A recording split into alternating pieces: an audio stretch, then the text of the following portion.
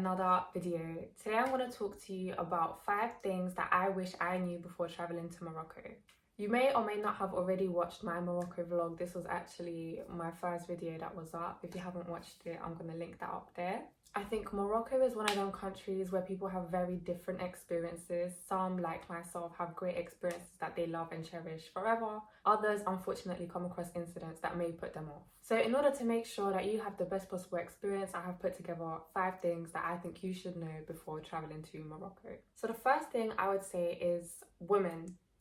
I suggest you cover up. What I'm wearing right now, it wouldn't slide.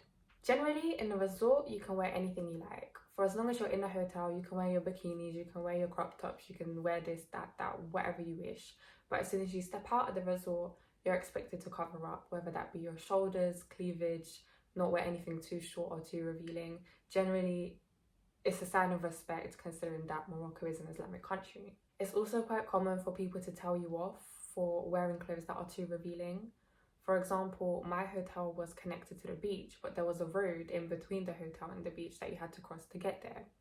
One time I must have gone in, I think it was my bikini and a cover up, something of the sort, and I had people stop in their cars to tell me I can't be walking around like that. I think for me that was probably the only reaction that I got in terms of my clothing, but I know that other people can have reactions that are much more severe. My friend, for example, went recently and she was threatened, she was spat on, and people can react very differently to how you present yourself. So generally I would recommend covering up to an extent. Obviously t-shirts are fine, you know, you don't need to cover up your entire body, but just try to look as presentable as you can, because like I said, reactions can be very different. Secondly, nothing is ever free. And I said the exact same words in my Egypt video. People will offer you free things left, right and centre. They'll tell you this is for free, that's for free. They'll give you henna for free. They'll give you this for free, that for free. Nothing is free.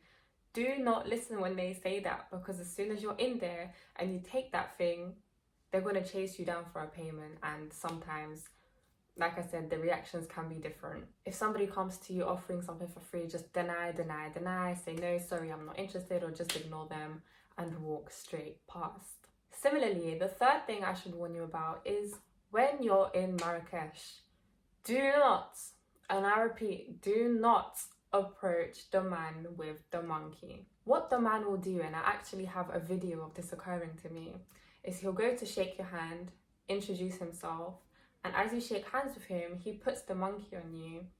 And obviously, because you're now holding the monkey, you need to pay up. The same thing goes for recording the monkeys, recording the snakes. They're going to try and get money out of you in every single way. So if you don't want to pay, just ignore, walk straight past, don't give it the time of day. But obviously at the same time, if you're in Marrakech and you do want a picture of the monkey, you do want a picture with or of the snakes, then obviously it's standard that you're going to pay for it. Just saying, if that's not something that you want, you're going to have to ignore them.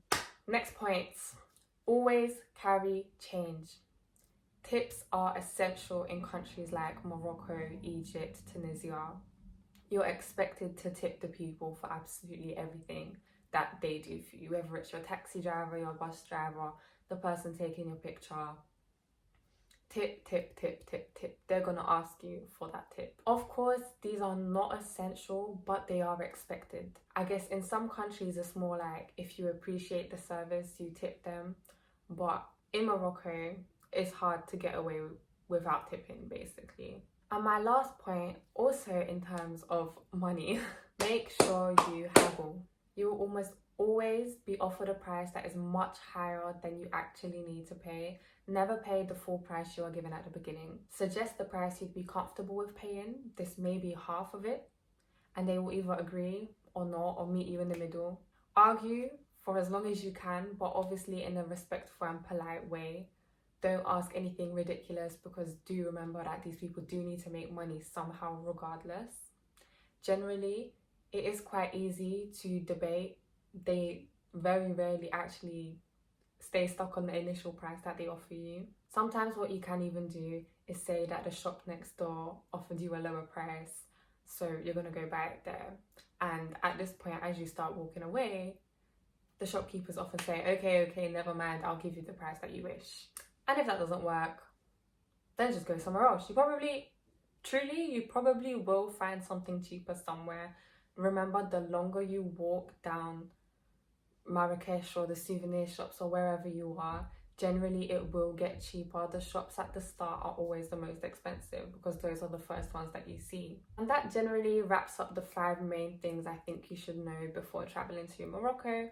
I hope this has helped, and I hope you guys enjoy your trips if this is why you are watching, and if not, book it, because it is worth seeing. Despite everything that I've said, I definitely do think Morocco is a country worth visiting, but obviously make sure you respect the culture, respect the people, and don't do anything you wouldn't want done to yourself. On that note, make sure you like and subscribe, and I will see you in the next one.